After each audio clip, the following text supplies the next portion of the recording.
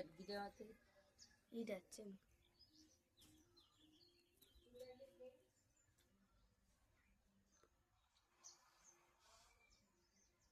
అక్కడ ఒక బిల్డింగ్ ఉంది.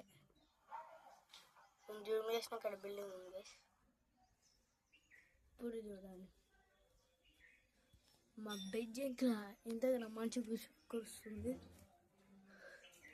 నా నోట్లోకి వెళ్ళి పోగాల్సింది.